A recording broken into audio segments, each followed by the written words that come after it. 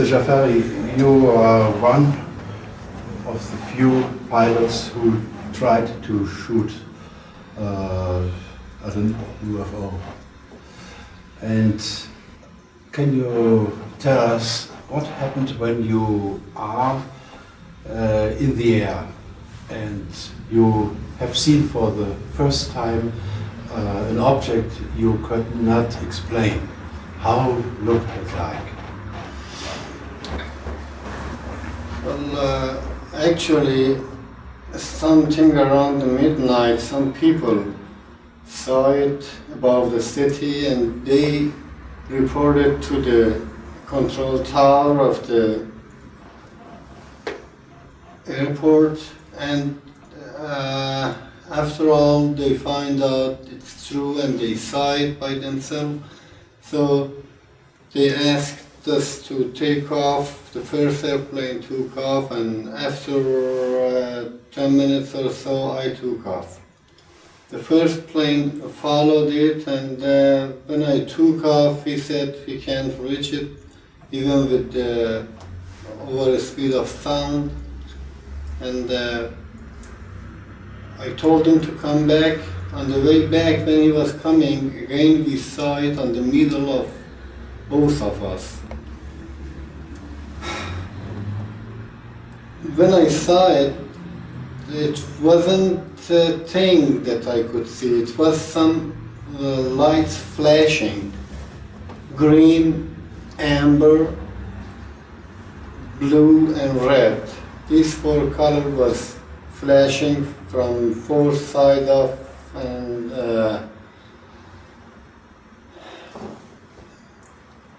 object which could not be seen by itself. However, after a few minutes, when I was looking straight ahead and going through it, toward it, it all of a sudden jumped out about 10 degrees to the right, which I couldn't imagine how fast it was, and when I'm now thinking, the acceleration of the movement and also the G was taking of that movement. However, each time I was pointing the nose of the aircraft toward this thing, after a while would jump another 10 degrees to my right. Until about 70 degrees turn, we had little by little turn to have it on the nose, and also I was climbing and going forward to it. I asked the radar, the control tower, if the ground, the airport radar has it inside. They said the radar is not operational at this moment. So my back-sitter, he told me that I locked on. I told him to brake lock and paint it very perfectly with the movement of the antenna upward. So I find out that it is above the horizon, so I was sure that it is the object, not anything else on the ground probably. So we locked on it. It was now 26 miles away us, and we figured out, we calculated the altitude was 33,000 feet. So I didn't pull up the nose too much to let the aircraft go forward also, because I find out that I have 150 knots closer airspeed. So after a while again, I was looking at it, and also inside the radar. This time when I looked at the radar, we were close to 25 miles, which it means 1 mile we got closer. And all of a sudden, by the chance of course, I was looking at the radar, I saw it jumped back about 2 miles and went to the 27 miles and stopped there. It was something unusual to have such a thing flying above that altitude and doing all these things. So between all of this wandering, I saw a round thing which was bright, about half of the size of the moon, and moving downward, came below the horizon, and from below the horizon it started to come toward me. I was really scared at this time. I thought maybe this is going to be a missile or something that they launched toward me. Well, the radar was locked on the main thing, so it couldn't be used for this one, because that could take a long time to break lock from that one to lock on this one, and plus that if I could think that it's a missile, that was no use for it. So the only thing I thought, I said maybe I use another kind of the missile to shoot at him. So when I selected the missile, by the time it was coming from the below horizon toward me and upward, when I looked to my missile panel to see if the missile is selected or not, I saw all of the instruments are fluctuating, and plus lots of statics in the radio hearing, and there was no lights inside the missile panel. So I knew there's no use for none of these things. And to jump out in case of the collision with the second thing, which I would think that maybe it's a missile, it was very dangerous, because if I would jump out in that direction, I would come down with the parachute right inside the blast. So I made a left turn to get away from the direct collision, and just as much bank that I could see the thing through my canopy bow on my right side, on the left turn, and I left the power on the 100% and tightened the friction knob and brought my left hand to the ejection handle between the legs here. And it came forward and forward, and I thought if it comes somewhere around closer than 4 or 5 miles, there is no time to delay. I have to jump out. But someplace it stopped it. It stopped right there, somewhere around 4 o'clock on the right side. By this time, I took a look around to see if I jump out, in which area I'm coming down, so I can recognize when I reach on the ground. When I looked back again, it wasn't there. And I said by myself, what happened? The back-seater, he said that it is on our 7 o'clock. I looked to my left side, I saw it. It is my left side. Now I saw again the main thing somewhere around on 10 or 11 o'clock on the other side. By the time the things started to go around and make a very nice join up underneath the main thing, which was still flashing that 4 lights. Maybe a few minutes, I mean a few seconds later, Another one came out, the same thing. Which color? The color was The color was something like a moon, but the moon is brighter, but it was a little, the light was lower than the moon, and it came out and started to make a turn around of me. By this time, any time that these things would be close to me, I would lose contact, lose a radio contact with the ground, with the tower.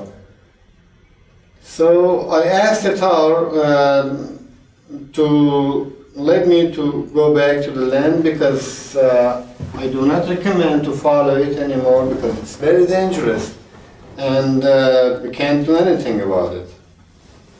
So we started to, they let me to go down and for landing in Teheran airport. I started to go down, and one of those things, the round thing, was following me on the left side at about 8 o'clock, maybe somewhere around 20 miles or so behind of me, was just coming down on the descent. Of course, I had forgotten this part of flying after I landed, but when I listened to the radio tape which they brought it from the tower, I remembered again that thing that happened, and it was following me. For the landing configuration on the base leg, before I make my final turn, I saw something coming forward like a ruler from the opposite side. I thought maybe there is an aircraft, and it was a restricted area, that point of the city, because it was close of the mountain and it was against the traffic and all these things. I asked the tower, what is this aircraft is doing here? And they said there's no aircraft, and we don't have any aircraft up there. On the left turn almost, it came right over top of this, and I could see a thing exactly like a ruler, and on the two sides of it, the two very, very small lights, very, it wasn't so bright. It had it, so I made the turn, but my backseater said that over that ruler, it was a bow, like a canopy bow, which was a little bright inside of it, but he could not see any person in it. We made the turn on the final. When I looked to my left side, again I saw the main thing on the left side up there was flashing again, all those lights. It was now close to the city. And again one of those round things started to come down very fast, unbelievable. And I thought maybe right now I will see a very, very high explosion when it hits the ground. But that happened. That did not happen. The only thing happened, came over the ground, and every place was bright. I could see the ground and the sands on the ground, and the main thing was up there, and it was close to the ground. I reported this to the base, and they said to the tower, and they said yes, they are seeing both things also. Now, by the time they said to go around and go to 15,000 feet, go again to the same place that thing landed, and see, recognize what it is. I made my go around, and when I was closer to that area, again I had statics, garble in the radio, and the fluctuation in the instrument panels. So I made a hard left turn. I got out of that circle of the area. Now I could hear the tower which was calling me, and I said it is not good condition to go forward to it because everything screws up again, and if it isn't really order, I can go, but I don't recommend to do it because it's very dangerous. So they told me to go back and land, and we landed. Of course, during the whole flight, we could hear a siren, which later on I understood that many other overfly pilots, they had reported it also. We could hear the siren also. We landed, and still the tower and the people inside the tower, they could see the thing, both of them. And when after landing, when I went to the tower, it was gone. They said they all of a sudden took off and through the sky disappeared. Next morning, with an helicopter, we flew to the places, to one place that it was landing, and the siren was coming from that area. With the DF of the helicopter, we went over the place which the siren was, and it was exactly what we thought last night it landed there. There was nothing. It was a free area. It was just a desert. Just sands. No housing, no garden, nothing. We were over it. The needle was turning around. It was showing that the siren is coming from this area, but there was nothing in there. We landed there, and we took a look closer, and it was nothing. The area was not burned, and the color of the ground was not changed, nothing. A few kilometers away from that, there was a housing area. We went there and landed. So the people, when they heard the helicopter landed, they came out, and we asked them if they heard anything last night, or they saw anything last night. Only one man, he said that he heard the sound when he came out. After a while, of course, he couldn't see anything in that area. So that was the whole story that I was challenging for about an hour and 20 minutes in the sky with it. Of course, it was very short.